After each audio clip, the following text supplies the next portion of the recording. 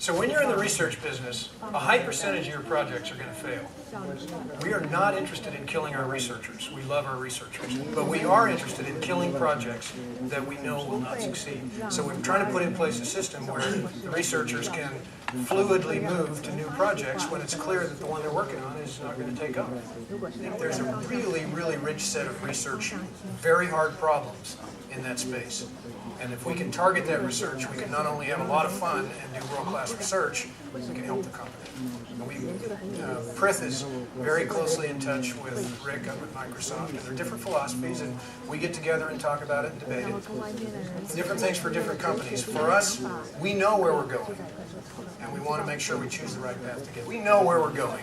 And we can be licensed and used in a different industry for a completely different non-competitive application. I'll give you an example. It turns out the technology that we use in inkjets is really good for drug distribution in a vapor because we can control the size of the drops better than anything out there. So we can license that to companies building drug dispersion systems that you would use as a spray. And we help them, we help the world, and we make a little money. So we've got a very good technology licensing business, and we have a very sophisticated process for deciding which technology we license broadly, which we license with field of use constraints, and so on. So it's just the normal thing in terms of taking it. We don't want to, if we've got a great technology and we're using it to the full extent in our business, but it's useful somewhere else, there's no reason that we shouldn't take advantage of that. I mean, it's not like we are only focusing on product development. A third of our research will be on advanced product development that will tie into some features in an existing product or service. A third of our research will be on applied research, which will be research with an application in mind, but no current products. And then a third of the work will be absolutely exploratory fundamental science, advancing the state of the art. We are encouraging our researchers to publish on all three aspects, not only the exploratory research. Publications are encouraged, not allowed. They are highly encouraged, and one of the metrics that we are going to measure ourselves is how much we have advanced the state of the art through publications in peer-reviewed journals and conferences, invention disclosures and patents.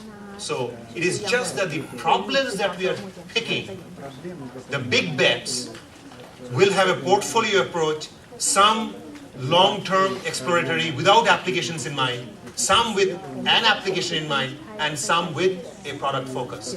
It's still research, still publishable. In labs we do research, and once the research is completed, we ask the product units, the various business divisions, if they're interested in productizing the research.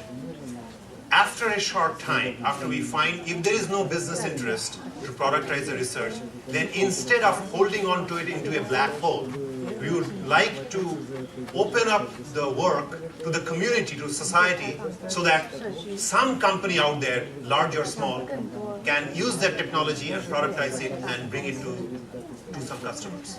So it is, we don't want to keep all the research within, we don't want to be secret about it. If our business units don't feel that there is a product out there which aligns with their current interest, we would like to go outside and license it out. In the past, we have had a little more flexibility with respect to projects that are going on and they're not quite delivering the milestones, and we allowed them to move forward with a slightly more flexible time scale.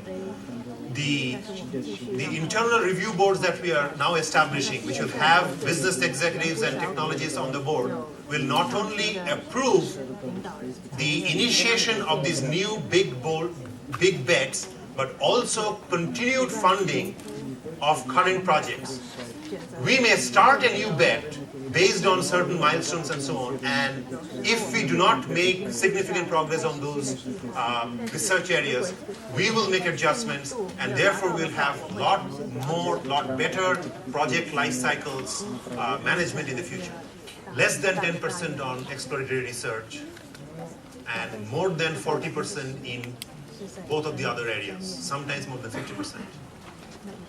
So this represents a significant shift in our approach, and we are actually emphasizing basic exploratory research, as you heard from our Kurt, more on the art.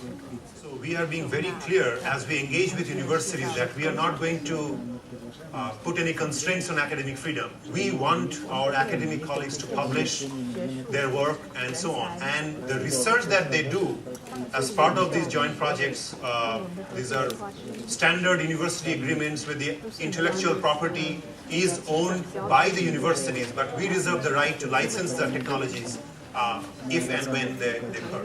So I think we will have a wonderful two-way exchange of information where our labs researchers are encouraged to publish their work in peer-reviewed journals and conferences, and same thing with our academic researchers. So it's not about being secret, we really want to open it up, because especially in the world of IT, I think it is who comes up with a product faster to market who wins, not who owns the IP.